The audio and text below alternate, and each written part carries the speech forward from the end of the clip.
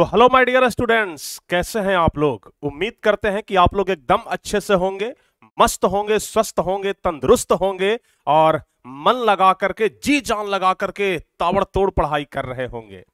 प्यारे बच्चों, आज हम फुल एनर्जी के साथ एक बार फिर से आपके सामने प्रेजेंट हो चुके हैं, उसी अंदाज में, उसी जोश और जुनून के साथ क्लास लेने के लिए जैसे हम डेली लिया करते हैं।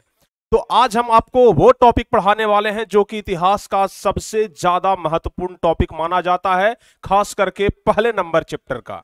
तो उम्मीद करते हैं कि जब महत्वपूर्ण है तो फिर आप लोग ध्यान लगा करके भी पढ़ेंगे, एकदम कंसंट्रेट होकर के पढ़ेंगे। क्या इस बात का तो हम पूरा उम्मीद रख सकते हैं, क्योंकि आप लोग टारगेट बोर्ड के छात्र हैं, आप लोग टारगेट बोर्ड के स्टूडेंट हैं और टारगेट बोर्ड का हर एक स्टूडेंट के पास बहुत ही ज्यादा संस्कार होता है, कंसंट्रेशन पावर होता है, जोश और जुनून होता है, क्योंकि हम आपको डेली मोटिवेट करते हैं। एक दिन भी ऐसा नहीं होता है कि जिस दिन हम मोटिवेट करने से चूकते हैं, और एक भी क्षण ऐसा नहीं होता है अगर मोटिवेट का वहां पर थोड़ा सा बात आता है तो हम जम के मोटिवेट करते हैं।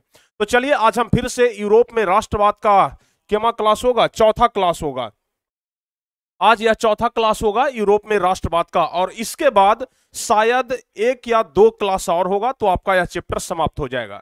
अगर हम चाहते तो इसको 4 से 5 क्लास में खत्म कर सकते थे, लेकिन हमें लगा कि नहीं, चूंकि इतिहास है और इतिहास समझने का चीज है तो ज्यादा से ज्यादा समझाया जाए। जितना ज्यादा समझाएंगे उतना ही ज्यादा आपको समझ में आएगा, इसलिए हम समझाने पर ज्यादा थोड़ा ध्यान दिए और तब जाकर के एक क्लास अपना एक्स्ट्रा बढ़ पाया। तो चलिए प्यारे बच्चों, पहले तो आप सभी बच्चों से मेरा अनुरोध है कि आप सभी लोग जल्दी जल्दी से क्लास को लाइक करिए और जल्दी से क्लास को शेयर करिए। कम से कम 1000 बच्चे लाइव क्लास में जुड़ जाइए ताकि इस क्लास को हम शुरू कर सके एकदम जुनून के साथ। जल्दी जल्दी से, फटाफट से आप लोग शुरू हो जाइए, जल्दी जल्दी से आप लोग शुरू हो जाइए। मैथ के बारे में बहुत सारे बच्चे पूछ रहे हैं कि मैथ कब से होगा। आप ऐसा मान करके चलिए ना कि मैथ जो है वो 5-6 दिन में स्टार्ट हो जाएगा। 5 से 6 दिन के अंदर में मैथ स्टार्ट हो जाएगा, ठीक है। हाँ जी, 5 से 6 दिन में आपका गणित स्टार्ट हो जाएगा, ठीक है ना। जल्दी जल्दी से आप लोग क्लास को एक बार शेयर कर दीजिए, तो अपने सारे व्हाट्सएप ग्रुप में, अपने सारे टेलीग्राम ग्रुप में, अपने सारे दोस्तों के पास, आपके जितने भी चाहने वाले हैं, आपके जितने सारे भी दोस्त हैं जो मैट्रिक का तैयारी कर रहे हैं, उनके पास जरा जबरदस्त तरीके से एक बार क्लास को शेयर करिए ताकि एकदम यहां पर बच्चों की संख्या बढ़ जाए। क्योंकि हम डेली कहते हैं कि you are a family member of target board. आप एक परिवार के सदस्य हैं, टारगेट बोर्ड परिवार के सदस्य हैं, छोटे से सदस्य हैं, नए सदस्य हैं, और आप ही लोग भविष्य भी हैं। इस टारगेट बोर्ड के भविष्य भी आप लोग हैं और इस देश के भी भविष्य आप लोग हैं। तो फिर पूरा साम्राज्य आप पर टिका हुआ है। तो जल्दी जल्दी से शेयर करिए ताकि सारे बच्चे जुड़ जाएं। हम आप लोग का कमेंट पढ़ रहे हैं। आज चौथा क्लास होने वाला है, और हाँ, साथ ही साथ जो बच्चे टॉपर बैच 2024 में अभी तक ज्वाइन नहीं हुए हैं ना, जल्दी जल्दी से आप लोग टॉपर बैच 2024 में ज्वाइन हो जाइए, क्योंकि 15 तारीख तक एडमिशन चालू है। 15 तारीख के बाद आपका क्लास स्टार्ट होगा और एकदम जबरदस्त तरीके से क्लास चलेगा, ठीक है। तो जल्दी जल्दी से आप लोग क्लास में हाँ पढ़ने के लिए तैयार हो जाइए, ठीक है ना। नहीं जी, एप्लीकेशन पर क्लास चलेगा और 15 अप्रैल से क्लास चलेगा। एडमिशन लेने के लिए 92 63 99 11 25 पहला नंबर, दूसरा 81 14 53 20 21, इस दो में से किसी भी एक नंबर पे कॉल करके आप लोग एडमिशन के बारे में जानकारी ले सकते हैं, जहां पर आपको तमाम तरह की सुविधाएं उपलब्ध कराई जाएंगी, जैसे Bihar topper hand notes, study material, weekly live test, live class, video class, doubt class, और भी जितने सारे भी, मतलब कि जो आपको टॉपर बनाने के लिए पर्याप्त है सब कुछ हम आपको वो प्रोवाइड करवाएंगे। जो आपको रैंकर बनाने के लिए पर्याप्त है वो सब कुछ हम आपको तैयार करवाएंगे, प्राप्त करवाएंगे, आपको हम देंगे, ठीक है ना। तो चलिए जल्दी जल्दी से, कितना में, मात्र 999 में। तो जल्दी से आप लोग इस बैच को ज्वाइन कर लीजिए, एडमिशन इज गोइंग ऑन। और चलिए बच्चों, हम आगे बढ़ते हैं अपने सिलेबस की ओर। पिछले क्लास में हम आपको कहां तक पढ़ाए थे, कुछ याद है क्या? पिछले क्लास में हम कहां तक पढ़ाए थे, जरा आप लोग बताइए। कुछ आप लोगों से हम पूछ लेते हैं, कम से कम आपको इतना भी याद है कि नहीं है। पिछले क्लास में हम कहां तक पढ़ाए थे? अभी तक बहुत सारे बच्चे क्लास को लाइक नहीं किए, लगभग 300 से 400 बच्चे ऐसे हैं जो अभी तक क्लास को लाइक नहीं किए हैं। देर किस बात की रे भाई, जल्दी जल्दी से आप लोग क्लास को लाइक कर दीजिए। तबीयत आज एकदम झकास है। कुछ बच्चे पूछ रहे हैं सर आपका तबीयत कैसा है, पिछले दिन हमारा तबीयत थोड़ा डाउन था, आज बच्चे पूछ रहे हैं कि तबीयत सर कैसा है। देख रहे हैं ना एनर्जी लेवल, हम क्या बोलते हैं, जब हमारा तबीयत ठीक रहेगा तो फिर हमारा एनर्जी लेवल एकदम हाई रहता है। समझ गए, एनर्जी डाउन नहीं होता है। और हाँ, एक बात तो जरूर कहेंगे, अगर आप सुबह सुबह एक्सरसाइज करते हैं ना तो फिर दिन भर आपका मन एकदम फ्रेश रहता है। आज सुबह हम जम के एक्सरसाइज किए थे, आज देखिए एनर्जी लेवल एकदम झकास वाला है। चलिए जी, रूढ़िवाद की पुनर्स्थापना, यहां तक हम आपको बता दिए थे। वियना की संधि बता दिए थे, वियना की संधि बता दिए थे ना, वियना सम्मेलन भी बता दिए थे, उपलब्धियां भी हम बता दिए थे, और मेटरनिक कौन था यह भी बता दिए थे। मेटरनिक काल से आप क्या समझते हैं यह भी हम आपको बता दिए थे। और अब बताना है हाँ, यूरोप में क्या क्या बदलाव हुआ था यह भी हम आपको बता दिए थे। चलिए, अगर यहां तक सब कुछ हो गया है तो कुछ क्वेश्चन भी आपसे पूछ लिया जाए। मेजनी पढ़ाना है सर, वाह, याद रहता है आप लोगों को ना, मेजनी के बारे में पढ़ाना है। चलिए, मेजनी के बारे में तो आज हम पढ़ाएंगे ही, लेकिन सबसे पहले आपसे एक दो क्वेश्चन पूछ लेते हैं ताकि आप लोगों को कितना आ रहा है यह याद, मतलब ये कितना समझ में आया, कितना याद रख रहे हैं, यह सब हमें पता चल जाए। तो चलिए कुछ पूछते हैं, बताइए तो जरा, वियना सम्मेलन का अध्यक्षता कौन कर रहा था? वियना सम्मेलन का अध्यक्षता, चलिए हम लिखित नहीं मौखिक ही पूछ लेते हैं। फटाफट से सारे बच्चे कमेंट करके बताइए। अभी जो बच्चे लाइव क्लास में जुड़े हुए हैं वो भी बताएंगे, जो बच्चे बाद में इस क्लास को रिकॉर्डेड देखेंगे वो भी बच्चे नीचे कमेंट करेंगे। वियना सम्मेलन की अध्यक्षता कौन कर रहा था? जल्दी जल्दी से बता दीजिए। सर एडमिशन के लिए मां पैसा नहीं दे रही है, अंकित कुशवाहा जी करेंगे सर एडमिशन के लिए मां पैसा नहीं दे रही है। हर एक मां चाहती है कि अपने बेटे को पढ़ाया जाए, हर एक मां चाहती है कि हमारा बेटा एक ऊंचे ओहदे पर रहे, तो फिर आपकी माँ को भी ऐसा लगना चाहिए। अगर ऐसा नहीं है तो फिर आप एक बार हमसे बात करवाइएगा, समझ गए ना? आप कॉल कर लीजिएगा, आप कॉल कर लीजिएगा, यह दोनों में से किसी एक नंबर पर हमारा स्टाफ उठाएगा, उससे बोलिएगा कि हमें प्रिंस सर से बात करना है, जरूरी है, हमारा हमसे बात हो जाएगा, ठीक है? चलिए, मेटरनिक कर रहा था सर, अरे भाई नेपोलियन नहीं कर रहा था, वियना सम्मेलन नेपोलियन नहीं कर रहा था, वियना सम्मेलन हुआ ही तब था जब नेपोलियन युद्ध में हार गया था, आपको बताए थे ना, बताए थे ना? तो मेटरनिक कर रहा था, वियना सम्मेलन की अध्यक्षता मेटरनिक कर रहा था, बिल्कुल सही जवाब है। अच्छा, यह बता दीजिए कि वाटरलू का युद्ध कब हुआ था? वाटरलू का युद्ध कब हुआ था? जल्दी जल्दी से बताइए सब लोग, वाटरलू का युद्ध कब हुआ था? फटाफट से सारे बच्चे जवाब देते जाइएगा, हम क्वेश्चन रखते जाते हैं, आप लोग जवाब देते जाइएगा, समझ गए ना? दूसरा नंबर क्वेश्चन यह है, पहला क्या बताए? अध्यक्षता, वियना सम्मेलन की अध्यक्षता, दूसरा क्वेश्चन वाटरलू का युद्ध। चलिए तीसरा क्वेश्चन बता दीजिए, तीसरा नंबर क्वेश्चन पूछ लें। हाँ चलिए, ऑस्ट्रिया की राजधानी बता दीजिए, ऑस्ट्रिया की राजधानी, एकदम सिंपल सवाल, ऑस्ट्रिया की राजधानी, ऑस्ट्रिया की राजधानी, जल्दी जल्दी से बताइए क्या होगा? ऑस्ट्रिया की राजधानी 1815 में हुआ था सर, बिल्कुल सही जवाब, बिल्कुल सही। अरे भाई सब लोग लाइक तो करो कम से कम जल्दी जल्दी से, कुछ बच्चे लाइक नहीं किए हैं, मजा फिर नहीं आएगा, हमारा एनर्जी लेवल डाउन हो जाएगा, समझ जाना। फिर जल्दी जल्दी से आप लोग लाइक करिए, और 150 बच्चे घट रहे हैं 1000 में, जल्दी से पूरा भी करिए, शेयर करिए, आप लोग शेयर करिए, डेली क्लास को शेयर करिए। अगर आप लोग मानते हैं कि हाँ हम सचमुच में टारगेट बोर्ड के एक सदस्य हैं, अगर मानते हैं कि सचमुच में हम प्रिंस सर के छोटे भाई हैं, प्रिंस सर अगर हमको दिल से प्यार करते हैं, तो फिर प्रिंस सर के लिए लाइक तो आप लोग जरूर करिए और शेयर जरूर करिए, दो काम बस, हमें लाइक और शेयर चाहिए, ठीक है ना? ऑस्ट्रिया की राजधानी वियना, वाह वाह वाह, क्या बात है, वियना, ऑस्ट्रिया की राजधानी वियना, बिल्कुल सही जवाब। चलिए, बिल्कुल सही जवाब। नेपोलियन के बाद, चलिए बताइए जल्दी से, नेपोलियन के बाद फ्रांस का सम्राट कौन बना था? नेपोलियन के बाद फ्रांस का सम्राट, चौथा नंबर क्वेश्चन बताइए, नेपोलियन के बाद फ्रांस का सम्राट कौन बना? नेपोलियन के बाद, नेपोलियन के बाद फ्रांस का सम्राट कौन बना? जल्दी जल्दी से बताइए, फ्रांस का सम्राट कौन बना? जल्दी जल्दी से बताइए तो आप लोग।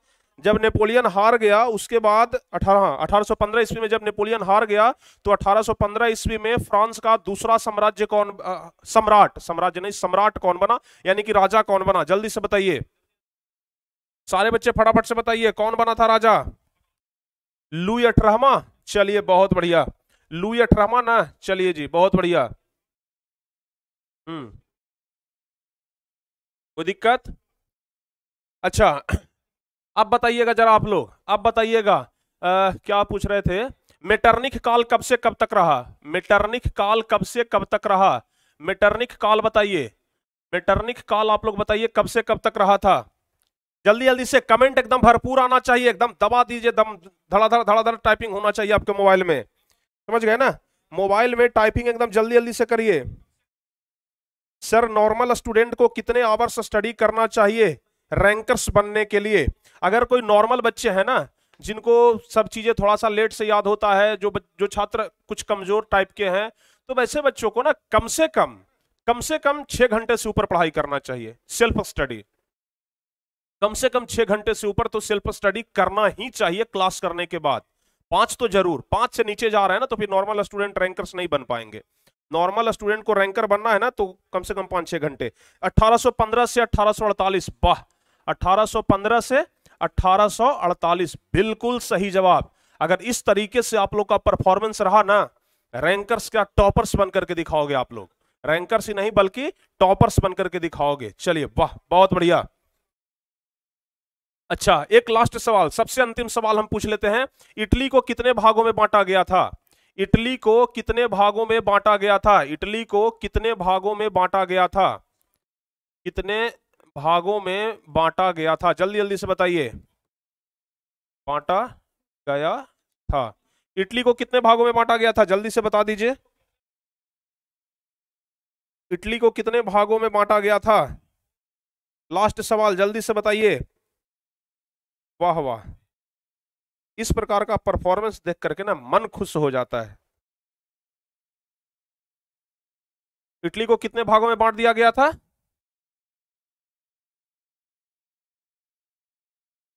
क्या जवाब आ रहा है? 300, बिल्कुल सही जवाब, बिल्कुल सही जवाब। इटली को 300 छोटे छोटे राज्यों में बांट दिया गया था। यानी कुल मिलाकर के हम जो कुछ भी पढ़ा रहे हैं आपको एकदम प्रॉपर तरीके से सब कुछ समझ में आ रहा है। क्या आ रहा है ना? सब कुछ समझ में आ रहा है ना? हाँ या ना? जल्दी से आप लोग कमेंट कर दीजिए बच्चों। मेरे भाइयों, मेरी बहना, जल्दी जल्दी से कमेंट करो। मेरी सभी छोटी बहन और सभी छोटे भाई, जल्दी जल्दी से आप लोग कमेंट कर दो कि सब कुछ समझ में आ रहा है ना अभी तक जो हम पढ़ा रहे हैं। चलिए बहुत बढ़िया। वियना सम्मेलन के बारे में हम आपको कल बताए थे कि यूरोप में कोई बदलाव ना हो, ऐसा मेटरनिक चाहता था। सभी पुरानी व्यवस्था को ही लागू कर दिया जाए, ऐसा मेटरनिक चाहता था। शासन करो लेकिन किसी तरह का कोई बदलाव या विकास ना होने दे, ऐसा मेटरनिक चाहता था। प्रेस पर पाबंदी लगा दिया जाए, ऐसा मेटरनिक चाहता था और कर भी दिया था। नुक्कड़ नाटक, भाषण, सामाजिक सभा पर पाबंदी लगा दिया जाए, ऐसा मेटरनिक चाहता था। स्कूल और कॉलेज में जासूस लगा दिया था, ऐसा कौन किया था? मेटरनिक किया था। शासन कौन कर रहा था उस समय? चाहता तो यह सब मेटरनिक, लेकिन शासन कर रहा था कौन? लुई 18वां। लुई 18वां। अच्छा हाँ, एक चीज, बहुत सारे बच्चों का कमेंट आ रहा था कि सर लुई 16, लुई 17 और लुई 18 के बीच में क्या संबंध है, जरा यह बता दीजिए। बहुत सारे बच्चों का कमेंट आ रहा था। जैसे सबसे पहला राजा कौन बना था? लुई, हाँ, बुर्बो वंश का सबसे पहला राजा कौन बना था? लुई 16वां। लुई 16वां, समझ गए ना? उसके बाद उसके बाद लुई 17वां। तो ध्यान रखिएगा, लुई 16वां का ना बेटा था। लुई 16वां का बेटा कौन था? लुई 16वां का बेटा था कौन? लुई 16वां का बेटा था कौन? लुई 17वां। समझ गए ना? जिसकी हत्या जेल में हो गई थी, लुई 17वां, जो कि जेल में मरा था। लुई 16वां को तो मार दिया था लोग, समझ गए? लुई 16वां को तो लोग मार दिया था, सब जनता मिलकर के गिलोटिन पर चढ़ा करके काट दिया था। इसकी हत्या जेल में हुई थी। और जो लुई 18वां था ना, जो लुई 18वां था, ध्यान रखिएगा, लुई 18वां बना इसके बाद राजा ना। लुई 18वां कौन था? लुई 16वां का भाई था लुई 18वां। कौन था? लुई 16वां का भाई था लुई 18वां। अब रिलेशन आपको समझ में आया? लुई 16वां का बेटा था लुई 17वां। लुई 17वां के बाद फिर नेपोलियन राजा बन गया था, हालांकि लुई 17वां के बारे में पढ़ना नहीं है। उसके बाद फिर लुई 18वां राजा बना। लुई 18वां राजा बना जो कि लुई 16वां का भाई था, समझ गए? लुई 18वां राजा बन तो गया था, लेकिन किसके दबाव में शासन कर रहा था? लुई 18वां राजा तो बन गया था, लेकिन किसके दबाव में शासन कर रहा था? मेटरनिख के दबाव में। किसके दबाव में शासन कर रहा था? दबाव किसका था? तो दबाव था मेटरनिख का, क्योंकि राजा वही बनाया था। वियना सम्मेलन हुआ उसके बाद, समझ गए ना? लुई 18वां राजा हाँ, लुई 18वां राजा जरूर था। यानी कि राजा कौन था जी? कहां पर बताए थे? लुई 18वां यह है ना? लुई 18वां यह है, कल हम आपको बताए थे ना कि बुर्बो वंश की पुनर्स्थापना हुई, लुई 18वां को राजा बनाया गया। लेकिन यह लुई 18वां मेटरनिख के दबाव में क्या कर रहा था? शासन कर रहा था। और मेटरनिख एक ऐसा आदमी जो कि चाहता था कि जनता का विकास बिल्कुल भी ना हो, एकदम विकास रुका हुआ रहे, समझ गए? थोड़ा सा बच्चों, एक बहुत जरूरी कॉल है।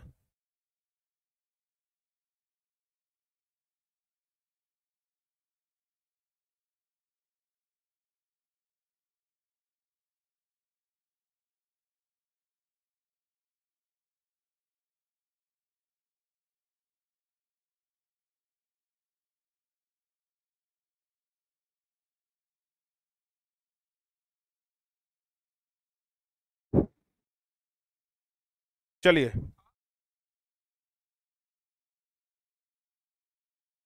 हो गया। तो लुई अठारहवां किसके दबाव में शासन कर रहा था? मेटरनिख के दबाव में। तो मेटरनिख के दबाव में शासन कर रहा था और मेटरनिख ने ऐसा ऐसा नियम लगा दिया था, ठीक है ना। लेकिन एक चीज आप लोग जानते हो, एक चीज आप लोग जानते होंगे कि कोई कितना भी कड़ा से कड़ा नियम क्यों ना लागू कर दे, कुछ लोग होता है जो इसका विरोध करने के लिए तैयार रहता है। समझ गए ना? कितनों कड़ा नियम लगा दे, जैसे क्या किया था, मीडिया पर पाबंदी लगा दिया था, कोई हमारे बारे में उल्टा सीधा नहीं छापेगा। स्कूल और कॉलेज में जासूस लगा दिया था, मेटरनिख जो था ना वो स्कूल और कॉलेज में जासूस लगा दिया था कि कोई हमारे बारे में उल्टा पुल्टा ना बोले। नुक्कड़ नाटक सब कुछ बंद करवा दिया था।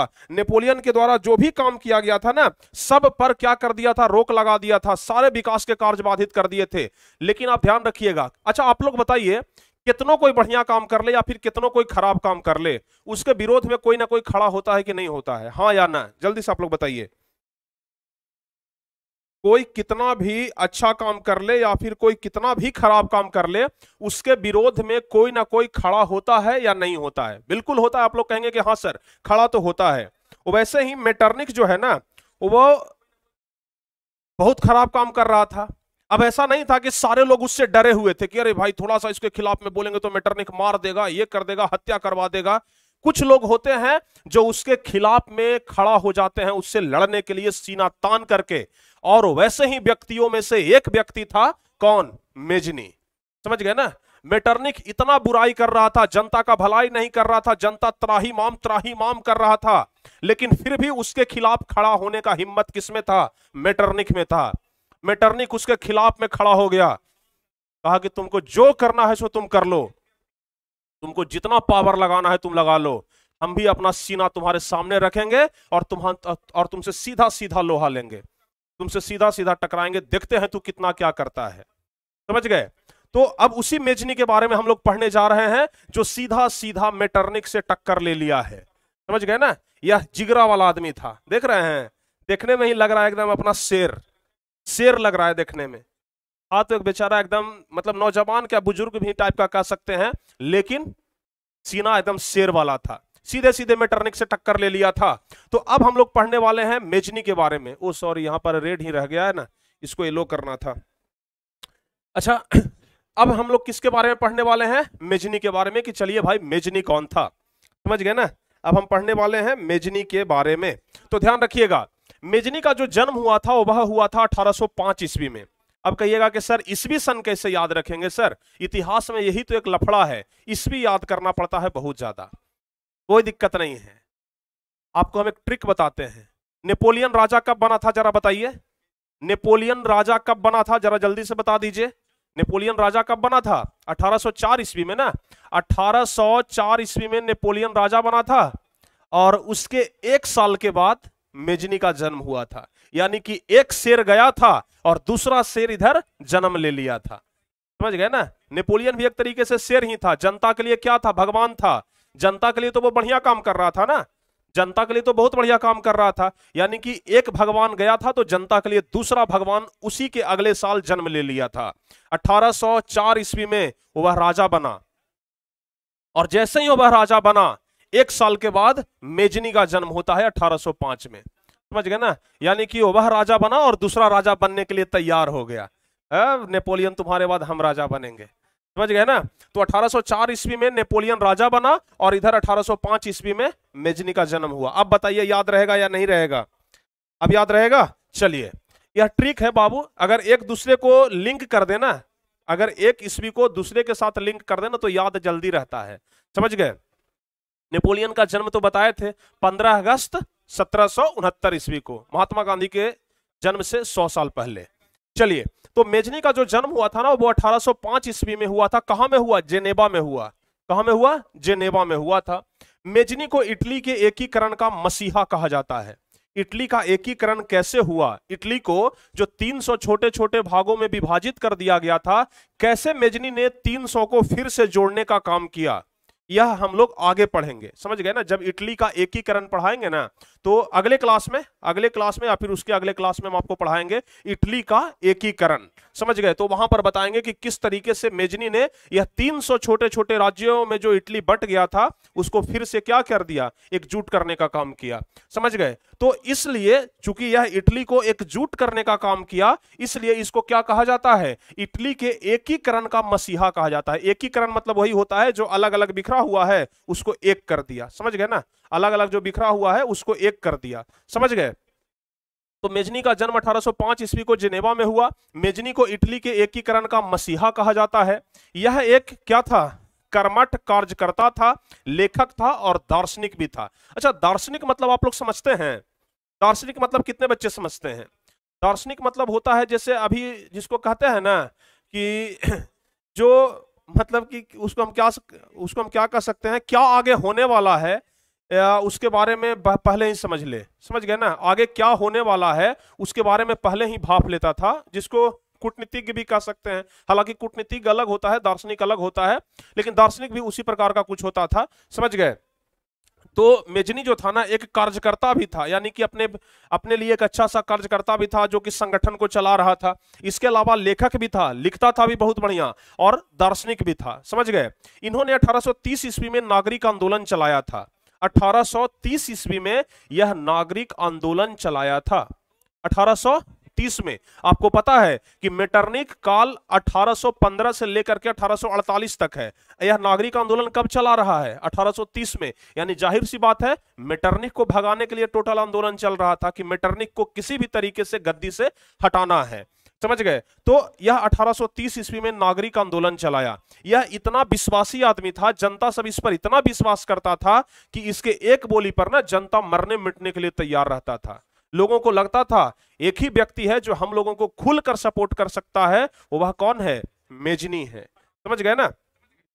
तो इन्होंने जनता के ही सहयोग से, फ्रांस के ही नागरिकों के सहयोग से क्या चलाया? नागरिक आंदोलन चलाया। और यह नागरिक आंदोलन कितना सक्सेसफुल हुआ यह हम आपको उस समय पढ़ाएंगे जब इटली का एकीकरण पढ़ाएंगे, समझ गए ना।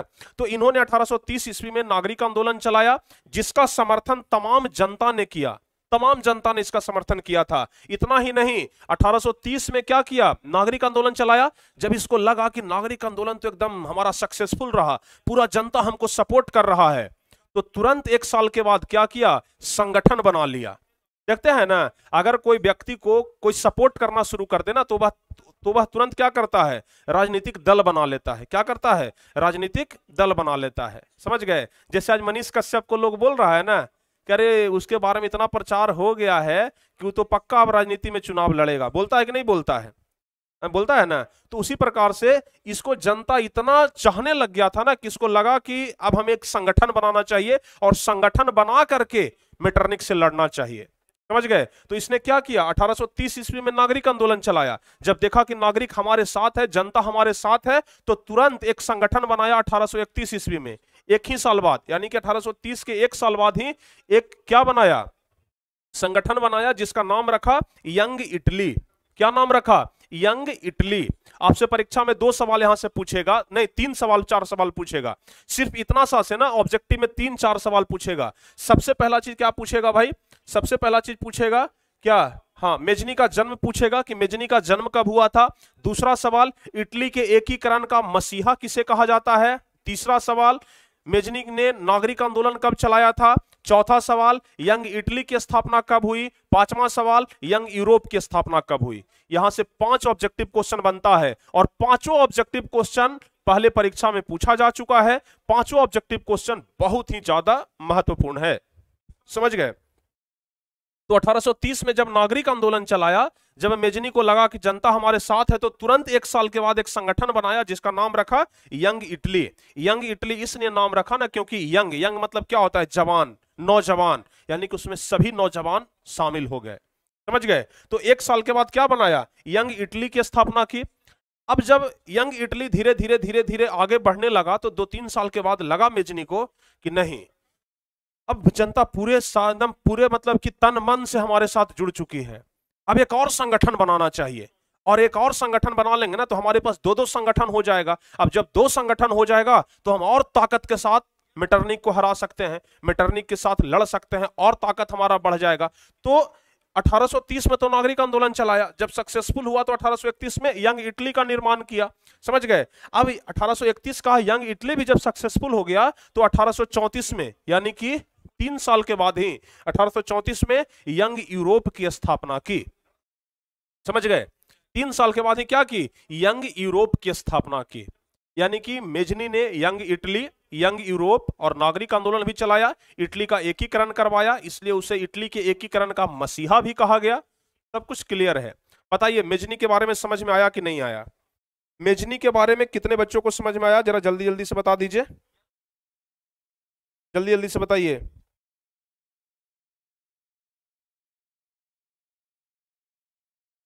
जल्दी जल्दी से बताइए। सारे बच्चों को समझ में आ गया? वाह, तो जल्दी जल्दी से बता दीजिए, यंग इटली की स्थापना कब हुई? यंग इटली की स्थापना जल्दी जल्दी से कमेंट करिए। 1831 बिल्कुल सही जवाब। यंग यूरोप की स्थापना, यंग यूरोप की स्थापना जल्दी जल्दी से बताइए। 1834 ईस्वी। इटली के एकीकरण का मसीहा किसे कहा जाता है? मेजनी को कहा जाता है। यहां तक सारे बच्चे समझ गए? वाह, बिल्कुल, यहां तक सारे बच्चे समझ गए ना? तो एक व्यक्ति था मेजनी, जो किसके खिलाफ था? मेटरनिक के खिलाफ, और यह पूरे तमाम जनता को इसका समर्थन भी मिल रहा था। समझ गए ना? जनता एकदम लग रहा था, जनता को लग रहा था कि एक भगवान हमारे लिए निकल करके आया है। कौन? मेजनी। यहां तक सारे बच्चे समझ गए? अब चलिए बच्चों आगे बढ़ते हैं। अब हम आपको 1830 की फ्रांसीसी क्रांति की ओर ले चलते हैं। देखिए फ्रांस में टोटल 3 क्रांति हुआ। एक तो 1789 ईस्वी का क्रांति आपको हम बता दिए, एक तो 1789 ईस्वी का क्रांति बता दिए जो कि सबसे पहला क्रांति हुआ। दूसरा क्रांति अब कब होगा? 1830 की क्रांति। दूसरा क्रांति अब कब होगा? 1830 ईस्वी की क्रांति। और तीसरा क्रांति कब होगा? 1848 ईस्वी की क्रांति। तीनों फ्रांसीसी क्रांति ही हैं और तीनों से सवाल पूछा जाता है परीक्षा में। 1789 ईस्वी की फ्रांस की क्रांति, 1830 की फ्रांस की क्रांति और 1848 की फ्रांस की क्रांति। और जब तीनों क्रांति हम आपको खत्म कर देंगे ना तो समझिएगा कि यह चैप्टर खत्म हो गया। अभी बस 1789 ईस्वी का क्रांति खत्म हुआ है। आज के इस क्लास में हम 1730 ईस्वी का क्रांति खत्म करेंगे, अगली क्लास में 1848 ईस्वी का क्रांति खत्म करेंगे। समझ गए?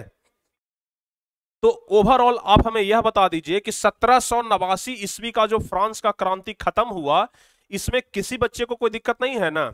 अब 1789 ईस्वी के फ्रांस की क्रांति से संबंधित कोई भी सवाल अगर पूछा जाएगा तो फिर कहीं मिस्टेक नहीं ना होगा? कहीं नहीं मिस्टेक होगा? बिल्कुल नहीं होगा। चलिए बहुत बढ़िया। सर हिंदी नहीं पढ़ाइएगा, एक एक सब्जेक्ट पढ़ाएंगे।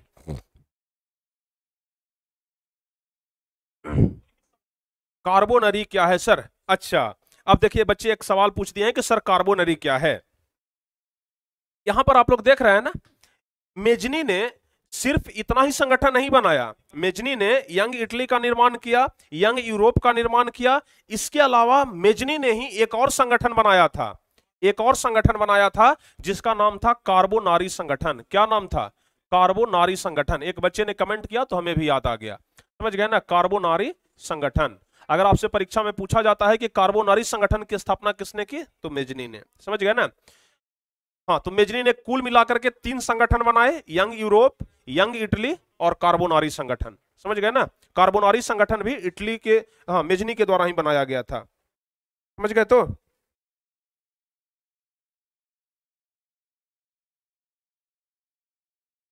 चलिए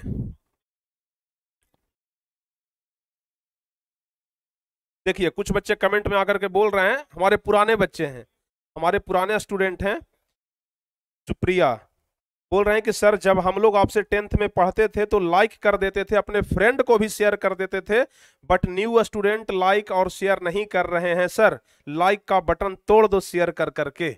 हाँ, अरे नहीं भाई, न्यू बच्चे भी कर रहे हैं, नए बच्चे भी कर रहे हैं। नए बच्चे हमारे भी छोटे भाई हैं, अभी नए नए हैं ना, चीजों को समझ जाएंगे। अगर कोई नया आदमी परिवार का सदस्य बनता है तो परिवार को समझने में थोड़ा सा समय लगता है, समझ जाएंगे। और हमारे बच्चे मानते भी हैं, हमारे छोटे भाई मानते हैं हमारी बातों को, तब ना लाइक और शेयर करते हैं। जरूर करेंगे, ठीक है? तो कार्बोनरी संगठन की स्थापना किसने की? मेजनी ने। समझ में आ जाएगा ना? सर बैच खरीदने पर क्या क्या मिलेगा? बैच खरीदने पर क्या क्या मिलेगा? टारगेट बोर्ड का कंप्यूटर नोट्स मिल जाएगा जो खुद हमारे द्वारा बनाया गया है। टॉपर नोट्स मिल जाएगा, यानी कि टॉपर जिस नोट्स से पढ़ाई की वो नोट्स आपको मिलेगा। ठीक है, इसके अलावा practice set, live test, live class, doubt class, video class, सब तरह का फीचर्स उपलब्ध है। समझ गए? बिल्कुल भी आप लोग चिंता ना करें। चलिए अब आगे बढ़ते हैं, देखिएगा ध्यान से। अब हम घुसते हैं किसमें? 1830 ईस्वी के फ्रांस की क्रांति में। अब 1830 ईस्वी का फ्रांस की क्रांति बताते हैं, जिसको 1830 की यूरोपीय क्रांति भी कहा जाता है। समझ गए ना? 1830 की यूरोपीय क्रांति, जिसको फ्रांस की क्रांति भी कहते हैं। तो ध्यान से समझिएगा। अच्छा, आपको पता है ना कि लुई 18वां राजा कब बना था? लुई 18वां राजा कब बना था? तो ध्यान रखिएगा, लुई 18वां राजा कब बना था? तो लुई 18वां राजा बना था कब? 1815 में, जब वाटरलू का युद्ध हुआ था। याद है कि नहीं है? 1815 में जब वाटरलू का युद्ध हुआ था तो उस समय लुई 18वां राजा बना था। लेकिन 1824 ईस्वी में लुई 18वां की मृत्यु हो जाती है। 1824 ईस्वी में लुई 18वां की मृत्यु हो जाती है, यानी कि लगभग या 9-10 साल तक शासन किया था। 1824 ईस्वी में कहां में मृत्यु हुआ भाई? पेरिस में मृत्यु हुआ। कहां में मृत्यु हुआ? पेरिस में मृत्यु हुआ। किस कारण से मृत्यु हुआ यह हम विकिपीडिया में खोजने का प्रयास किए, लेकिन हमें नहीं मिला। समझ गए ना? कैसे मृत्यु हुआ यह हमें नहीं मिला, सिर्फ हम इतना मिला कि पेरिस में इसकी मृत्यु हुई। समझ गए ना? 1815 ईस्वी में लुई 18वां राजा बन गया था, मेटरनिक ने इसको राजा बनाया था। और 1824 ईस्वी में लुई 18वां की मृत्यु हो जाती है पेरिस में। और जब राजा लुई 18वां की मृत्यु हुई, उसके बाद एक नया सम्राट बना। चूंकि जब राजा मर गया, राजा की मृत्यु हो गई, तो कोई ना कोई तो नया राजा बनेगा। तो नया राजा बना, नया राजा बना। और इस बार जो राजा बना वह बना कौन? चार्ल्स दसम। कौन बना? चार्ल्स दसम। चार्ल्स दसम, या फिर चार्ल्स दसम ना लिख करके कहीं कहीं पर आपको मिलेगा चार्ल्स एक्स।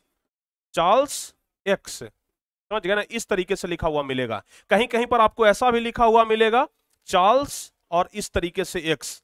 क्यों ऐसा मिलता है पता है? क्योंकि आप लोग जानते हैं ना कि रोमन में गणित जब आप लोग पढ़ते होंगे तो गणित में रोमन में ना 10 को कैसे लिखा जाता है? एक्स ऐसे दे दिया तो समझ जाइए कि 10 है। समझ गए ना? तो चार्ल्स दसम ना बोल करके ना हम लोग चार्ल्स एक्स बोलते हैं। लिखने का 3 तरीका, चार्ल्स दसम भी लिख सकते हैं, चार्ल्स एक्स भी लिख सकते हैं, या फिर चार्ल्स एक्स ऐसे भी लिख सकते हैं। तो 3 तरीके से इस राजा का नाम लिखाता था। तो जब लुई 18वां की मृत्यु हो गई तो अब नया राजा कौन बन गया? अब नया राजा बन गया है चार्ल्स दसम। देखिए, चार्ल्स दसम राजा तो जरूर बन गया, जनता की भलाई भी करना चाहता था, लेकिन जब तक मेटरनिक था तब तक किसी को जनता की भलाई करने नहीं देता था। समझ गए ना? तो कुल मिलाकर के हम यही कह सकते हैं कि चार्ल्स दसम भी किस तरीके का राजा था? रूढ़िवादी ही था, यानी कि निरंकुशवादी ही था। जिस तरीके का लुई 16वां था, जिस तरीके का लुई 18वां था, अब उसी तरीके का फिर से राजा बना था कौन? चार्ल्स एक्स, यानी कि चार्ल्स दसम। समझ गए ना? समझ गए? एक बच्चे पूछ रहे हैं कि सर गणतंत्र क्या है? जब हम आपको सिविक्स पढ़ाएंगे ना, राजनीति शास्त्र पढ़ाएंगे, तो वहां पर लोकतंत्र, गणतंत्र सब कुछ बताएंगे। अभी इतिहास पढ़ रहे हैं ना, तो चार्ल्स दसम के बारे में पढ़िए अभी। समझ गए? जब हम सिविक्स में जाएंगे ना तो वहां सब कुछ पढ़ाएंगे। सर बैच कहां से खरीदें? बैच बैच खरीदने के लिए आपको नंबर दिया है ना, 8114532021, 2 नंबर दिए हैं, या फिर सीधे सीधे ऑनलाइन जाकर के आप लोग परचेज कर सकते हैं। सर टारगेट बोर्ड का टी शर्ट कब मिलेगा? अच्छा, बहुत सारे बच्चे यह वाला टी शर्ट लेना चाहते हैं ना। हम इसे टी शर्ट नहीं बल्कि टारगेट बोर्ड का जर्सी कहते हैं। समझ गए ना कि ये टारगेट बोर्ड का जर्सी है, और यह बहुत ही सम्मान वाला चीज है। सिर्फ यह टी शर्ट नहीं है बच्चों, यह बहुत ही सम्मान वाला चीज है, एक पहचान है। आपको बता दें, जब यह टी शर्ट पहन करके हम रोड पर निकलते हैं, जब यह टी शर्ट पहन करके हम रोड पर निकलते हैं, तो लोग इसे देख करके ना अपने मोबाइल में सर्च करना शुरू कर देते हैं। जो भी बच्चा या फिर जो भी लोग हमें देखता है, एक बार टारगेट बोर्ड का नाम तो जरूर लेता है जब हम इस टी शर्ट को पहन करके निकलते हैं, इस जर्सी को पहन करके निकलते हैं। समझ गए? तो यह टी शर्ट, यह जर्सी आपको जरूर मिलेगा, लेकिन उसके लिए आप लोगों को अच्छा नंबर लाना होगा। समझ गए ना? अच्छा नंबर लाना होगा। इसका तुलना हम पैसों से नहीं कर सकते हैं कि आपको 1000 में मिल जाएगा, 1500 में मिल जाएगा। इसका तुलना हम पैसों से नहीं करते हैं। यह सम्मान वाला चीज है, यह टारगेट बोर्ड का आन बान शान है। तो इसके लिए आप लोगों को ना मेहनत करना होगा, समझ गए? मेहनत करिए कि एक दिन आप लोगों को हम खुद यह जर्सी पहनाएंगे, अपने हाथों से पहनाएंगे, समझ गए? चलिए अब देखिए बच्चों, ध्यान से समझिएगा। चार्ल्स दसम जब राजा बना तो यह भी तो भ्रष्ट आदमी था। मेटरनिक का पूरा दबाव था इस पर। मेटरनिक कह रहा था कि जैसे हम कहते हैं भाई वैसे शासन करो, नहीं तो राजा बदल देंगे, तुमको हटा देंगे, किसी और को बना देंगे, समझ गए ना? तो अब बेचारा का मजबूरी हो गया था कि अब किसी भी तरीके से हो, लेकिन हमें मेटरनिक का बात मानना है, समझ गए ना?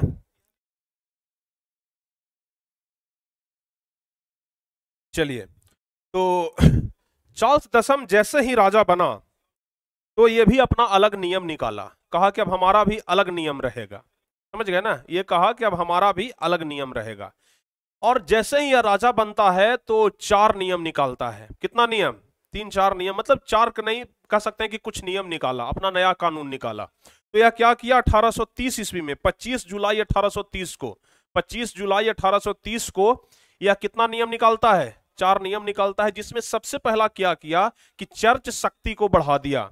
अब जब चर्च शक्ति को बढ़ा दिया, ध्यान से समझिएगा, जब चर्च शक्ति को बढ़ा दिया तो पादरी और कुलीनबर्ग फिर से एकदम जीवित हो गया। पादरी और कुलीनबर्ग जो था वह फिर से जीवित हो गया, फिर से उसका भाव बढ़ गया, समझ गए ना? अब ईसाइयों का भाव बढ़ गया, क्योंकि जब चर्च शक्ति, जिस तरीके से हम लोग मंदिर में जाते हैं, मुसलमान लोग मस्जिद में जाते हैं ना, उसी तरीके से जो ईसाई लोग होते हैं ना वो चर्च में जाते हैं, समझ गए ना? वो कहां जाते हैं? चर्च में जाते हैं।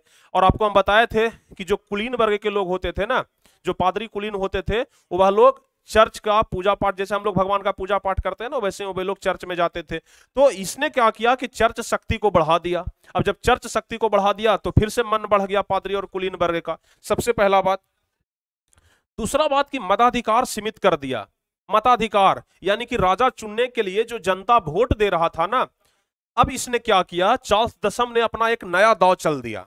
चार्ल्स दसम बोला कि एक तो हम खराब काम कर रहे हैं, जाहिर सी बात है हम खराब काम कर रहे हैं। अगर जनता के पास वोट देने का पावर रहेगा तो जनता हमको वोट नहीं देगा, क्योंकि हम ऑलरेडी खराब काम कर रहे हैं। उसको भी पता है कि हम खराब काम कर रहे हैं, तो जनता हमको कभी वोट देने वाला नहीं है। अब इसने क्या किया कि एक नया दौर चल दिया, एक नया कानून बना दिया कि अब वोट देने का अधिकार जनता को रहेगा ही नहीं। जनता को अब वोट देने का अधिकार नहीं है, तो कौन देगा वोट भाई? तो अब सामंत लोग देगा। कौन देगा? सामंत लोग। सिर्फ सामंत को अधिकार दिया गया वोट देने का। अब जाहिर सी बात है, सामंत किसका आदमी होता था? बताइए जल्दी से। सामंत किसका दलाल होता था, किसका आदमी होता था? सीधे सीधे कहेंगे कि सर सामंत तो राजा का ही आदमी होता था। अच्छा, अब जो राजा का आदमी है वो राजा को वोट नहीं देगा? बताइए, जो सामंत राजा के लिए काम कर रहा है वो राजा को वोट नहीं देगा। जनता, अगर जनता वोट देता तो अच्छा, तो सही क्या है गलत क्या है इसका छानबीन कर पाता, इसका निष्कर्ष निकालता, समझ गए ना? सोच विचार के वोट देता। लेकिन अब सिर्फ सामंतों को दे दिया गया अधिकार। कहा कि देखिए भाई, ऐसा है कि एरिया वाइज एरिया सामंत तो बटा हुआ है ना, तो उससे तो पूरा जनता जो वोट दे रहा है, इससे अच्छा है कि सामंतों को वोट के लिए बुला लिया जाए। तो सामंत को वोट का अधिकार दे दिया गया। अब जाहिर सी बात है कि जब सामंत को अधिकार दे दिया गया वोट के लिए, तो सामंत तो किसको देगा वोट? राजा को देगा, यानी कि राजा का हर हाल में जीत है। यह बात जनता को बहुत बुरा लगा। कहा कि तो राजा एकदम मनमानी कर रहा है भाई, पहिलकन जो राजा था ओकरो से ज्यादा ही खत्म है, समझ गए ना? उससे भी ज्यादा क्या है, ये ज्यादा खत्म है, समझ गए ना? उससे भी ज्यादा बिगड़ल राजा आ गया अब तो। और हद तो तब कर दिया चार्ल्स दसम, हद तो तब कर दिया जब पोलेगनेक को प्रधानमंत्री बना दिया।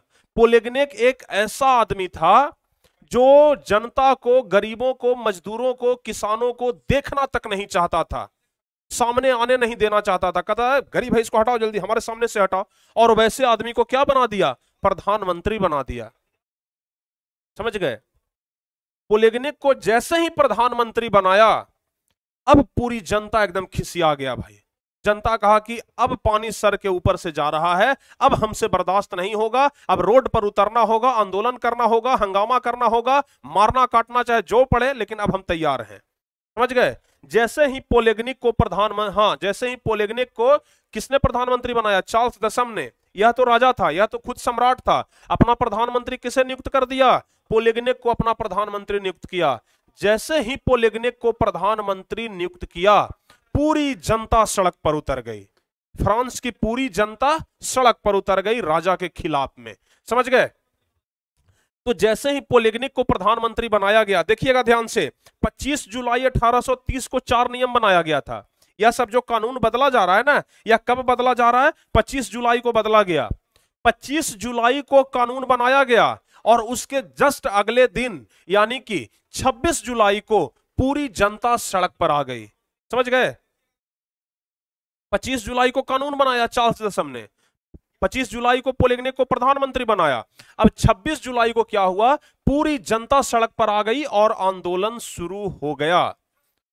और जब जब आंदोलन शुरू हुआ तब तक क्या हुआ है? क्रांति हुआ है।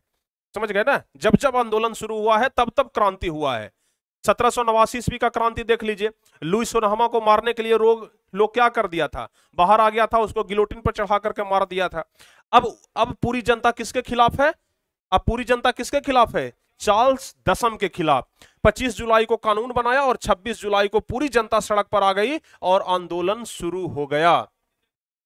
और यह आंदोलन ज्यादा लंबा नहीं चला। जनता इतना गुस्सा में सड़क पर आई थी ना, जनता के पास इतना ज्यादा गुस्सा था कि 3 दिन के अंदर ही मामला समेट दिया। 3 दिन के अंदर ही मामला खत्म, रफा दफा। कहा कि ज्यादा दिन इसको हम नहीं खींचेंगे, 3 दिन में जो होना होगा वो हम कर देंगे। समझ गए? यानी कि यह जो आंदोलन हुआ ना, वह सिर्फ कितना दिन चला? 3 दिन ही चला, सिर्फ 3 दिन चला। और यह 3 दिन फ्रांस के इतिहास का सबसे गौरवशाली दिन कहा जाता है। समझ गए ना? यह 3 दिन जो है, यह फ्रांस के इतिहास का सबसे गौरवशाली दिन कहा जाता है। समझ गए? हाँ, यह 3 दिन इतना भयंकर एक्सीडेंट हुआ, इतना भयंकर 3 दिन आंदोलन चला राजा के लिए तो एक्सीडेंट ना हो गया एकाएक। समझ गए? तो यह आंदोलन 3 दिन तक चला, जिसे फ्रांस के इतिहास का सबसे गौरवशाली दिन कहा जाता है। कहा जाता है ना कि इसके बाद तो वहां एकदम संवैधानिक शासन आ गया, नियम कानून वाला शासन आ गया। समझ गए? इस 3 दिन के आंदोलन के बाद। तो इसलिए इस 3 दिन को ना फ्रांस के इतिहास का सबसे गौरवशाली दिन कहा जाता है। और जब 3 दिन हुआ, अब चार्ल्स दसम एकदम थरथराने लगा। अब उसको लगा कि अब हमें जनता नहीं छोड़ेगी। कहीं ऐसा ना हो कि जैसे लुई सोलहवां को गिलोटिन पर चढ़ा करके काट दिया था, कहीं वो वैसे हमको ना काट दे। समझ गए ना? लुई सोलहवां के जैसा हम कहीं जनता हमको भी ना कर दे। इसलिए वह क्या हो गया? डर के मारे एकदम थर्राने लगा। और थर्रा करके 31 जुलाई को, ध्यान से देखिए, 26 जुलाई को तो लोग जनता सड़क पर आया। 26 जुलाई को जनता कहां आया? सड़क पर आया। समझ गए? 27, 28, 29, समझ गए? 27, 28, 29 3 दिन आंदोलन चला। और 30 को भी हल्का फल्का चला, लेकिन 3 दिन ही हम लोग पढ़ते हैं। और 31 जुलाई को क्या हुआ? चार्ल्स दसम भाग करके इंग्लैंड चला गया, छोड़ दिया फ्रांस छोड़ करके भाग गया। कहां चला गया? इंग्लैंड चला गया। कहा कि अब हमको बचना नहीं है, अगर हम यहां रहेंगे तो अब हमको जनता बचने नहीं देगी भाई। समझ गए ना? वो भाग करके कहां चला गया? इंग्लैंड भाग गया। यानी कि चार्ल्स दसम जो है वो भाग करके कहां चला गया? इंग्लैंड चला गया। समझ गए? अब जैसे ही भाग करके इंग्लैंड गया, अब यहां पर बुर्बो राजवंश की समाप्ति हो जाती है। समझ गए ना? अभी तक जो राजा बन रहा था, जैसे लुई 16वां, लुई 17वां, लुई 18वां, चार्ल्स दसम, यह सब था बुर्बो राजवंश का। जैसे ही चार्ल्स दसम भाग करके इंग्लैंड गया, क्या हुआ? बुर्बो राजवंश की समाप्ति हो गई और वहां क्या आ गया? संवैधानिक राजतंत्र आ गया। समझ गए? क्या आ गया? संवैधानिक राजतंत्र आ गया। समझ गए ना? और कहा सब मिलकर के कि अब बुर्बो वंश का कोई आदमी राजा नहीं बनेगा, क्योंकि जब जब बुर्बो वंश का आदमी राजा बना है तब जनता पर भ्रष्टाचार बढ़ा है। समझ गए ना? यानी कि बुर्बो वंश का राजा अब कोई बनेगा ही नहीं। समझ गए ना? इसलिए एक नए वंश का राजा बनाया गया, एक नए राजवंश का राजा बना, जिसका नाम था ऑर्लेएंस वंश। ठीक है? देखिए ध्यान से, बुर्बो राजवंश खत्म हो गया। अब नया राजा बना, आर्लेन्स वंश की स्थापना हुई, और जब आर्लेन्स वंश की स्थापना हुई तो राजा बनाया गया लुई फिलिप को। किसको राजा बनाया गया? लुई फिलिप को राजा बनाया, जनता ने राजा चुना। समझ गए ना? क्योंकि हम अभी बता रहे हैं संवैधानिक राजतंत्र आ गया था, और जब संवैधानिक राजतंत्र आया तो लोगों ने राजा किसको बनाया? लुई फिलिप को अपना राजा बनाया। समझ गए? किसको राजा बनाया था? लुई फिलिप को अपना राजा चुना। तो यहां पर बुर्बो राजवंश की समाप्ति हो जाती है, एक नया राजवंश यहां पर उत्पन्न हुआ, एक नए राजवंश की स्थापना हुई जिसका नाम पड़ा आर्लेन्स वंश, और राजा किसको बनाया गया? लुई फिलिप को बनाया गया। समझ गए ना? लुई फिलिप को राजा बनाया गया। यह जो पूरा घटना चक्र हम आपको सुनाए, यहां से 2-3 क्वेश्चन जो है वो लगभग लगभग अधिकतर बार पूछा जाता है। अभी जितना भी हम घटना चक्र आपको सुनाए ना, लुई 18वां से लेकर के चार्ल्स 10 तक, यहां से ना 2-3 क्वेश्चन है जो बार बार पूछा जाता है, और क्वेश्चन रगड़ के पूछता है, यहां से बहुत ज्यादा पूछता है। कौन कौन सा क्वेश्चन सर, जरा बताइए तो, ध्यान से देखिएगा कौन कौन क्वेश्चन पूछेगा। सबसे पहला क्वेश्चन तो यही पूछता है कि जुलाई 1830 ईस्वी की क्रांति के कारण को लिखें। देखिए 3 क्वेश्चन तो कॉमन है। 1789 ईस्वी के क्रांति के कारण को लिखें, 1789 ईस्वी के फ्रांस की क्रांति, 1830 ईस्वी के फ्रांस की क्रांति के कारण, जो कि यहां पर है। आगे भी क्वेश्चन आएगा 1848 ईस्वी के फ्रांस की क्रांति के कारण। ठीक है, तो यह वाला क्वेश्चन रगड़ के पूछता है कि जुलाई 1830 ईस्वी के क्रांति के कारण को लिखें। जुलाई 1830 ईस्वी का जो क्रांति हुआ वो किस कारण से हुआ? किस कारण से हुआ? अभी हम आपको सब कुछ बता दिए हैं, सब कुछ अभी हम आपको बता दिए हैं कि किस कारण से हुआ। बताइए। जयकांत कुमार लिख रहा है कि सर आप डायरेक्ट माइंड में ठोक देते हैं, लगता है अब सोशल साइंस में 100/100 आएगा। आना ही चाहिए, आना ही चाहिए। जो बच्चा इस बार टॉपर किया था ना, रुमान अशरफ, हम जैसे ही गए ना उसके पास, तैसे ही बोला सर कोई सब्जेक्ट पढ़े चाहे ना, लेकिन आपका सोशल साइंस हम कभी नहीं छोड़ते थे। आपका सोशल साइंस हम हर एक क्लास को देखते थे। समझ गए ना? सोशल साइंस का दीवाना सबको ही था। जो 4th टॉपर था, जो 3rd टॉपर थी, समझ गए ना, संजू, वो भी बोलती थी सर सोशल साइंस आपका पढ़ाने का तरीका गजब का है। समझ गए ना? सोशल साइंस का हमारा लोग ज्यादा तारीफ कर रहा था। पता नहीं, ऐसा भी हो सकता है कि सोशल साइंस सबको हार्ड लगता हो, हमारी वजह से सबको आसानी हो गया हो, यह भी हो सकता है। अच्छी बात है भाई।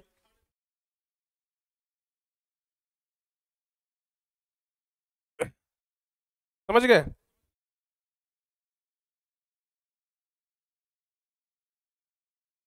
सारे बच्चे समझ गए ना? तो यहां से क्वेश्चन पूछता है कि जुलाई 1830 ईस्वी के क्रांति के कारण को लिखें। अब तो चाहे तो अपने मन से भी लिख सकते हैं कि जुलाई 1830 के क्रांति के कारण क्या है। सारे बच्चे जरा एक बार हाथ खड़ा करेंगे। यहां तो कोई ऑफलाइन क्लास है नहीं, हाथ कैसे खड़ा करेंगे? कमेंट करके बताइए कि कितने बच्चे इस क्वेश्चन का जवाब अपने मन से दे सकते हैं। अगर अपने मन से खुद से लिखने का काबिलियत अगर आपके अंदर आ गया तो समझिए कि आपको समझ में आ गया। कितने बच्चे हैं एकदम ईमानदारी के साथ बताएंगे कि इस क्वेश्चन का जवाब अपने मन से अब आप लोग लिख सकते हैं? कितने बच्चे एकदम ईमानदारी के साथ बताइए तो। सर लाइव कब आते हैं? 7 बजे, डेली शाम 7 बजे। टाइम बढ़ाया जाएगा, समझ गए ना? 2-2 टाइम किया जाएगा, चिंता मत करिए। एप्लीकेशन पर भी क्लास चलेगा 15-16 तारीख से। हम लिख सकते हैं सर। सर आपको पैसा पे कैसे करें? पे करने के लिए नंबर दिया गया है ना, उस नंबर पे बातचीत कर लीजिएगा। ठीक है, 8114532021 9263911125, यह 2 नंबर है। हम लिख सकते हैं सर, हम लिख सकते हैं सर। वाह वाह, क्या बात है, हम लिख सकते हैं सर। जो बच्चे लिख रहे हैं ना, जो बच्चे लिख रहे हैं कि हम लिख देंगे सर, हम लिख देंगे, समझिए कि उनके पास काबिलियत आ गया कि अब खुद से क्वेश्चन का जवाब लिख सकते हैं। अगर आप इस टॉपिक को नहीं समझते ना कि 1830 ईस्वी के फ्रांस की क्रांति के कारण, तो आपको लगता कि क्या होगा इसका जवाब, लेकिन जब पूरा टॉपिक समझा चुके हैं तो अब लग रहा है कि हम खुद से लिख देंगे। चलिए जवाब क्या लिखेंगे? लिखेंगे कि फ्रांस 1830 की, हाँ, फ्रांस 1830 ईस्वी में एक गृह युद्ध की शुरुआत हुई थी। कौन सा गृह युद्ध भाई? कौन सा गृह युद्ध? अरे अभी जो हम बताए आपको, अभी हम आपको गृह युद्ध के बारे में नहीं बताए, अभी हम गृह युद्ध के बारे में नहीं बताए। ये वाला कि 1830 ईस्वी को पूरी जनता सड़क पर आ गई थी। राज्य के अंदर जो लड़ाई होता है ना, उसको गृह युद्ध कहा जाता है। राज्य के अंदर, जैसे भारत के अंदर लड़ाई होगा तो उसको गृह युद्ध कहा जाएगा। विदेश से लड़ाई होगा, पाकिस्तान से लड़ाई होगा तो फिर उसका युद्ध अलग होगा, समझ गए ना। लेकिन देश के अंदर ही जो लड़ाई होता है उसको गृह युद्ध कहा जाता है। तो फ्रांस 1830 ईस्वी में एक गृह युद्ध की शुरुआत हुई थी, जिसे जुलाई 1830 ईस्वी की क्रांति कहा जाता है, समझ गए ना। जो गृह युद्ध की शुरुआत हुई उसे ही क्या कहा जाता है, 1830 ईस्वी की क्रांति कहा जाता है। मेटरनिक का कथन था, थोड़ा बहुत हम लोग जोड़ेंगे। मेटरनिक का कथन था कि फ्रांस जब छींकता है तो पूरा यूरोप संक्रमित हो जाता है। देखिए हम इस लाइन को हाईलाइट कर दिए हैं क्योंकि यह लाइन बहुत ही ज्यादा इंपॉर्टेंट है। क्वेश्चन पूछता है, डायरेक्ट क्वेश्चन ऑब्जेक्टिव क्वेश्चन में पूछेगा कि यह कथन किसका है कि फ्रांस जब छींकता है तो पूरा यूरोप संक्रमित हो जाता है, समझ गए ना। यानी कि पूरे यूरोप में फ्रांस का कितना दबदबा था, आप लोग इस बात से अनुमान लगा सकते हैं कि फ्रांस जब छींकता है तो पूरा यूरोप संक्रमित हो जाता है। यह कथन किसका था, मेटरनिक का कथन था। इस क्रांति में चार्ल्स दशम एक स्वेच्छारी निरंकुशवादी राजा था। चार्ल्स दशम के बारे में अभी हम आपको बताए क्या था, स्वेच्छारी मतलब अपनी स्वेच्छा से जो मन में आता था सो करता था। तो वह क्या था, स्वेच्छारी निरंकुशवादी राजा था, जिसने फ्रांस में पनप रही राष्ट्रीयता की भावना को दबाने का कार्य किया। यानी कि जो राष्ट्रीयता पनप रहा था ना उसको दबाने का कार्य किया। इसके द्वारा प्रतिक्रियावादी पोलिगनेक को प्रधानमंत्री बनाया गया, जिसका विरोध उत्तरवादी लोगों ने जम करके किया था, या फिर लिख सकते हैं कि जिसका विरोध वहां की तमाम जनता ने जम करके किया था, समझ गए। तो जो चीज हम समझाए हैं बस उसी चीज को लिख दिए हैं, यह चीज तो आप खुद से भी लिख सकते हैं, समझ गए ना। यह चीज तो आप खुद से लिख सकते हैं, ठीक है। वाह, यह क्वेश्चन का जवाब हो जाएगा, इस क्वेश्चन का जवाब आप लोग लिख लोगे ना। चलिए अब दूसरा क्वेश्चन क्या पूछा जाता है, यह वाला कि 1830 ईस्वी की क्रांति के प्रभाव को बताइए। आखिर यह जो क्रांति हुआ इसका क्या क्या प्रभाव पड़ा, इस प्रभाव को भी बताइए। तो ध्यान से समझिएगा, यह क्वेश्चन भी 2 नंबर वाला क्वेश्चन है, 2 नंबर वाला यानी लघु तरीके का क्वेश्चन है, काफी ज्यादा इंपॉर्टेंट है। प्रश्न क्या कह रहा है, 1830 ईस्वी की क्रांति के प्रभावों को लिखें, यानी कि 1830 ईस्वी के क्रांति का क्या क्या प्रभाव पड़ा, इस प्रभाव को लिखना है। तो लिखेंगे सबसे पहला, देखिए होता क्या था ना, एक राजा बना, ठीक है, तो वो अपना अलग नियम कानून बनाया। दूसरा राजा बना तो पहिल का राजा वाला जितना भी नियम कानून था सबको कहा कि वो सब नियम कानून खराब था उसको हटाओ। फिर उसके बाद कोई राजा बनेगा तो उसके पहले वाला राजा जो कानून बनाया उसको हटा दिया। जैसे देखते हैं नरेंद्र मोदी के पहले प्रधानमंत्री कौन थे, मनमोहन सिंह जी थे, है ना, मनमोहन सिंह। अब मनमोहन सिंह का जो भी नियम कानून था सब हटाओ भाई, अब मोदी जी का अलग नियम कानून चलेगा, समझ गए। यानी कि जब एक राजा बनता है ना तो पीछे वाले राजे का नियम कानून हटा देता है। जब यहां पर नया राजा बना तो 1830 ईस्वी के क्रांति का क्या प्रभाव हुआ, वियना सम्मेलन के लक्ष्य को असफल कर दिया गया। अब यहां पर ध्यान से समझिएगा इस लाइन को, लुई 16वां जो कानून बनाया था, लुई 16वां जो कानून बनाया था उसे खत्म किसने किया था, नेपोलियन सब खत्म कर दिया था, समझ गए ना। लुई 16वां के द्वारा बनाए गए नियम कानून को सब खत्म कर दिया था नेपोलियन। जब नेपोलियन हार गया और जब राजा बना लुई 18वां तो फिर से वही सब नियम आ गया था। लुई 18वां जब राजा बना तो फिर से सब वही सब नियम कानून आ गया था। अब जब लुई 18वां के बाद चार्ल्स दशम बना, चार्ल्स दशम बना तब तक तो सब वही नियम कानून था। अब चार्ल्स दशम के बाद लुई फिलिप जब राजा बना है, कौन, लुई फिलिप जब राजा बना है तो लुई फिलिप जैसे ही राजा बना तो वियना कांग्रेस यानी कि जो ये सब वाला नियम कानून था ना सबको हटा दिया गया, सबको हटा दिया गया। कहा कि अब नहीं, अब जो नेपोलियन वाला राज्य था ना वो वही नेपोलियन वाला राज्य लाएंगे, यानी कि जनता का शासन लाएंगे, जनता के मन से सब कुछ होगा, समझ गए, जनता के मन से सब कुछ होगा। इसलिए वियना कांग्रेस के लक्ष्य को असफल कर दिया। वियना कांग्रेस कब हुआ था, सॉरी वियना कांग्रेस किस लिए हुआ था, याद करिए, किस लिए, ताकि नेपोलियन के द्वारा किए गए जितने सारे भी अच्छे काम हैं सब पर बाधा डाल दो, सब पर रोक लगा दो, समझ गए ना। तो वियना कांग्रेस का जो लक्ष्य था ना उसको असफल कर दिया गया। वियना कांग्रेस का जो लक्ष्य था वह असफल कर दिया गया। सबसे बड़ा जीत तो यह हुआ 1830 क्रांति का सबसे बड़ा जो प्रभाव पड़ा ना यह कि वियना कांग्रेस के लक्ष्य को क्या कर दिया गया, असफल कर दिया गया। उसके बाद पूरे यूरोप में सामाजिक, आर्थिक और राजनीतिक क्षेत्रों में विकास हुआ, ठीक है, पूरे यूरोप भर में सामाजिक क्षेत्र में भी विकास हुआ, आर्थिक क्षेत्र में भी लोग थोड़ा सा मजबूत हुए, उसके अलावा राजनीतिक क्षेत्र में भी विकास हुआ। उसके बाद लोगों को कहा गया कि देखो भाई जब हमारा देश सुरक्षित है तो हम सुरक्षित हैं, इसलिए देशभक्ति की भावना बढ़ाइए, देश के प्रति प्यार दिखाइए। तो देशभक्ति की भावना को क्या किया गया, बढ़ाया गया, समझ गए, देशभक्ति की भावना को बढ़ाया गया। उसके बाद जर्मनी, इटली, हंगरी, पोलैंड, यूनान की व्यवस्था को देखते हुए विकास का आंदोलन किया गया। यानी कि इन सब जगह की व्यवस्था को देखते हुए क्या कर दिया गया, विकास का आंदोलन आगे चलाया गया, विकास का आंदोलन के जरिए बढ़ाया गया। यहां पर जो एक नाम आप लोग देख रहे हैं ना, यूनान, यूनान का नाम आप लोग सुन रहे हैं। यह यूनान उस समय, जिस समय सभी लोग क्रांति करने में लगे हुए थे, अपने में युद्ध करने में लगे हुए थे, अपने में लोग जो लड़ मर रहा था ना, उस समय यूनान बहुत तेजी के साथ आगे बढ़ रहा था। समझ गए ना, बहुत तेजी के साथ आगे बढ़ रहा था। यानी कि यूनान अकेला ऐसा देश वहां पर बन करके रह गया था जो कि तेजी के साथ आगे बढ़ रहा था। बाकी तो सब अपने में लड़ मर रहा था। समझ गए ना, बाकी तो सब अपने में लगल था, अपने में अझुराल था सब।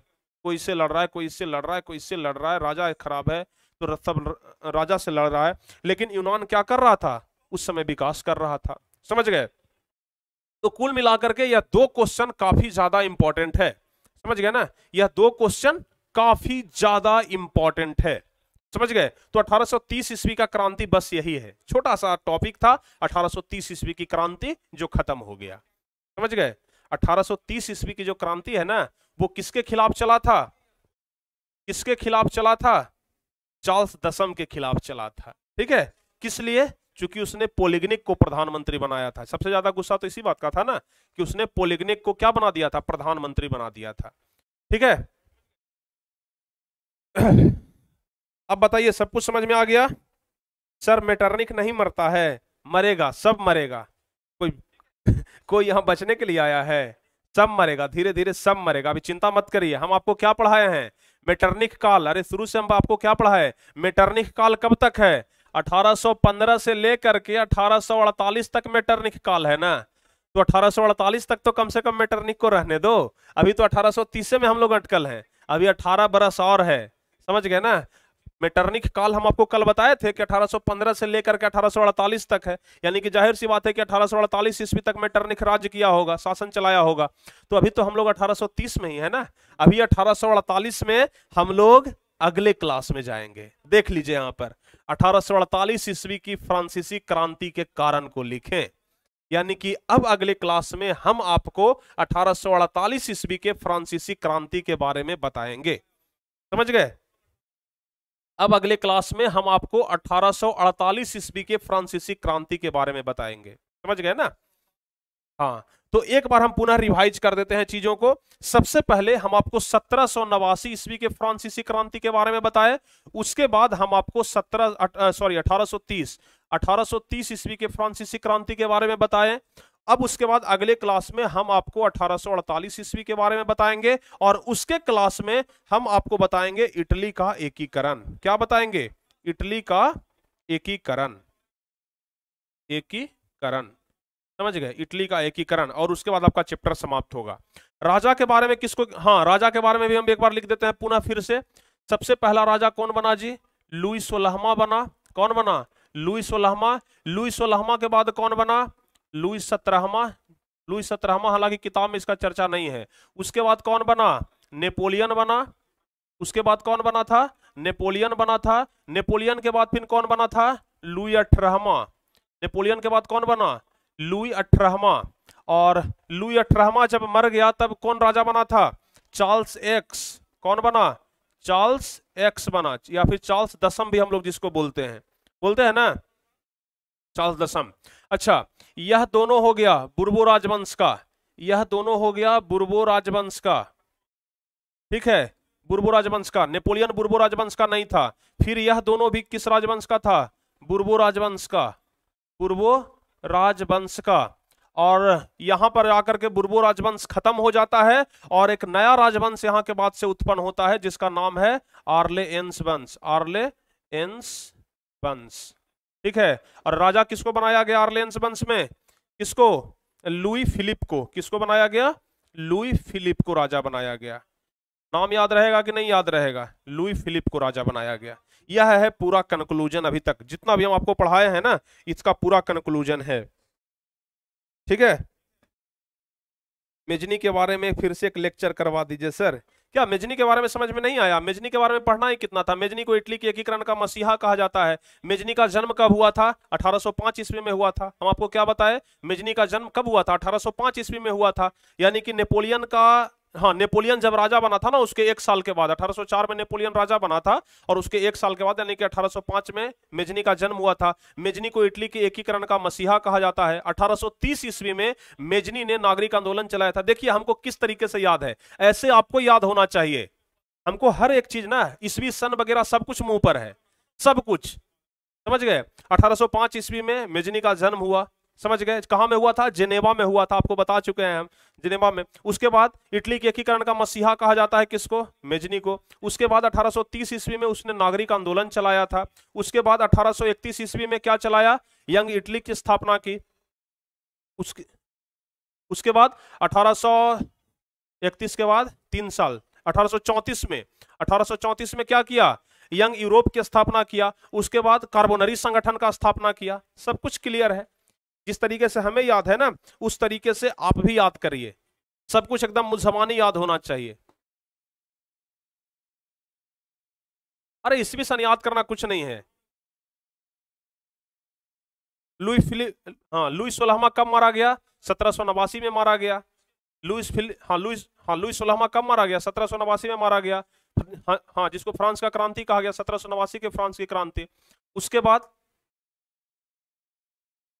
नेपोलियन एक सैनिक था, वह फ्रांस की राजनीति में कब प्रवेश करता है? जल्दी से बताइए, फ्रांस की राजनीति में कब प्रवेश करता है?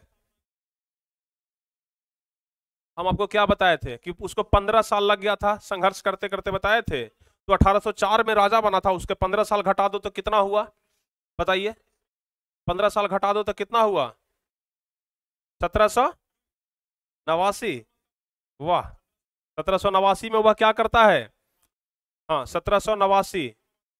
अरे जिस समय फ्रांस की क्रांति हुई थी ना, उसी समय वह राजनीति में प्रवेश कर गया था। 1804 ईस्वी में वह राजा बन गया था।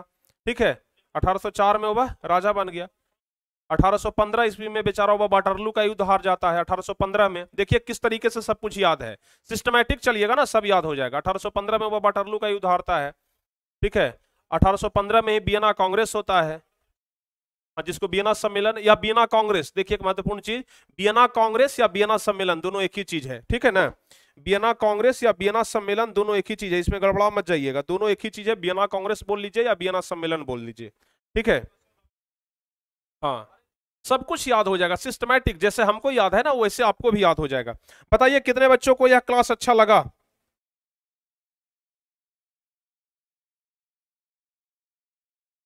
जल्दी जल्दी से बता दीजिए।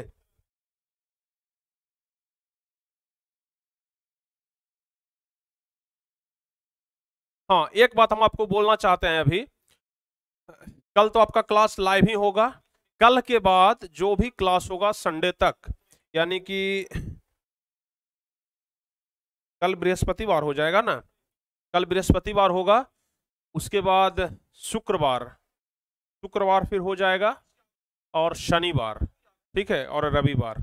यह 3 दिन बच्चों या तो रिकॉर्डेड क्लास चलेगा, समझ गए ना। हम कोशिश करेंगे कि रिकॉर्डेड क्लास चले।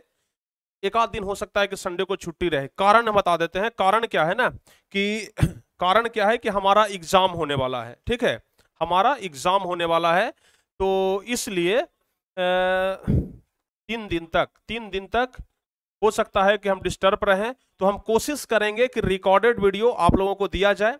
अगर रिकॉर्डेड हम नहीं दिए तो फिर, अगर नहीं बनाने में सक्षम हुए तो फिर क्लास बंद। लेकिन हम क्लास बंद चाहते नहीं हैं, रिकॉर्डेड वीडियो आपको हर हाल में मिलेगा, समझ गए।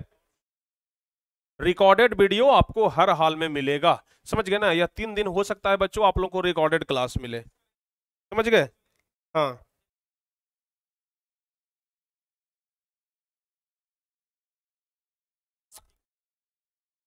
हमारा एक परीक्षा है, बस परीक्षा देने के लिए जाना है, समझ गए।